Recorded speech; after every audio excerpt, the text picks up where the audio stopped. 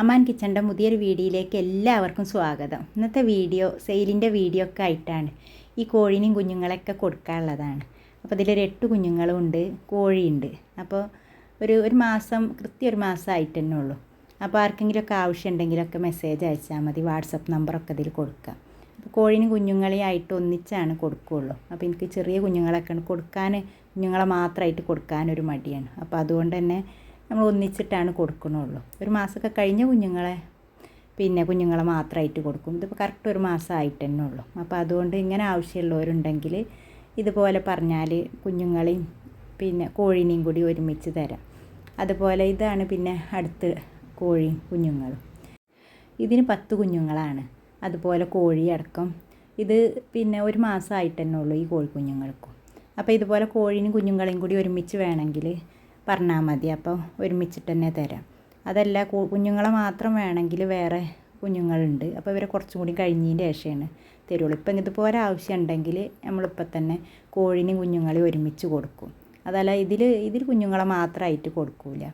കോഴീനെയും കുഞ്ഞുങ്ങളെയും ഒരുമിച്ച് തന്നെ കൊടുക്കുള്ളൂ. അതല്ല ഇനി കുഞ്ഞുങ്ങളെ മാത്രം മതിയെങ്കിൽ നമ്മൾ കുറച്ച് കഴിഞ്ഞതിൻ്റെ ശേഷം പിന്നീട് പറഞ്ഞാൽ മതി. അപ്പോൾ കൊടുത്തിട്ടില്ലെങ്കിൽ അപ്പോൾ തരാം. അതുപോലെ ഇത് കുഞ്ഞുങ്ങൾ മാത്രമാണ്. ഇത് ഒരു മാസമൊക്കെ കഴിഞ്ഞ് 1.5 മാസം ആവാനായിട്ടുണ്ട്. ഇത് നമ്മൾ തള്ളനൊക്കെ മാറ്റിയിട്ടതാണ്. അതുകൊണ്ട് തന്നെ ഈ കുഞ്ഞുങ്ങളെ ഇങ്ങനെ മാത്രം തരും.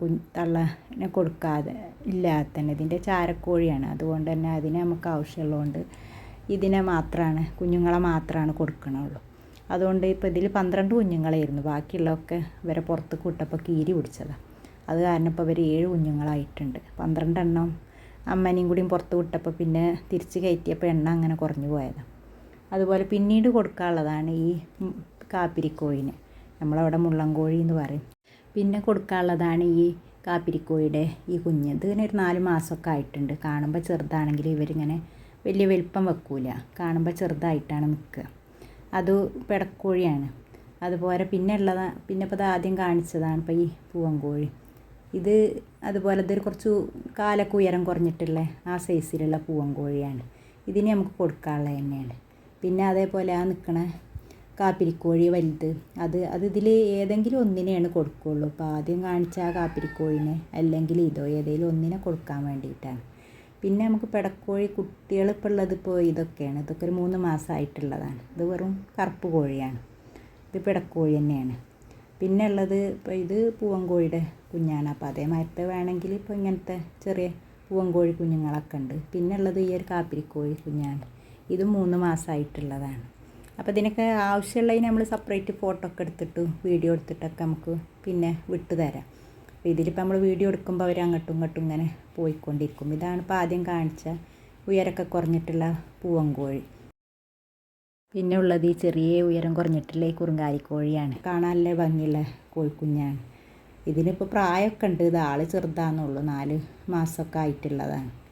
ഇതിനെ കാണാൻ നല്ല ഭംഗിയാണ്. പിന്നെ നമുക്ക് അങ്ങനത്തെ കോഴികൾ വേറെ ഉണ്ട്. അതുകൊണ്ട് ഇപ്പോൾ അതിനെ കൊടുക്കുക. പിന്നെ അതുപോലെ ഇതൊരു പൂവൻകോഴി കാപ്പിരിക്കോഴിയുടെ കറുപ്പാണ്. ഇതിന് കൊടുക്കാനുള്ളത് തന്നെയാണ്. അപ്പോൾ ഇതുപോലെ ഇതിനൊക്കെ ആവശ്യമുണ്ടെങ്കിൽ വാട്സപ്പിലൊക്കെ മെസ്സേജ് ചെയ്താൽ മതി. പിന്നെ നമുക്ക് ഡെലിവറി വണ്ടി നമ്മൾ അതിനെയൊക്കെ പോകണയിടത്തേക്ക് മാത്രമേ നമുക്ക് കൊടുത്തു വിടാൻ പറ്റുള്ളൂ. പിന്നെ ഇവിടെ വന്ന് വാങ്ങാൻ പറ്റുന്നവർക്ക് വന്ന് വാങ്ങിക്കൊണ്ടു പോവാം. അല്ലാത്ത നമ്മൾ കണ്ണൂർ, കാസർഗോഡ്, വയനാട് ആ ഭാഗത്തേക്കൊന്നും നമ്മളിതിലേ പോകുന്നില്ല. ഡെലിവറി വണ്ടി പോകുന്ന സ്ഥലത്തേക്കൊക്കെ ആണെങ്കിൽ നമുക്ക് ഡെലിവറി ചെയ്യാം. അപ്പോൾ ആവശ്യക്കാരൊക്കെ ഒന്ന് ബന്ധപ്പെട്ടാൽ മതി.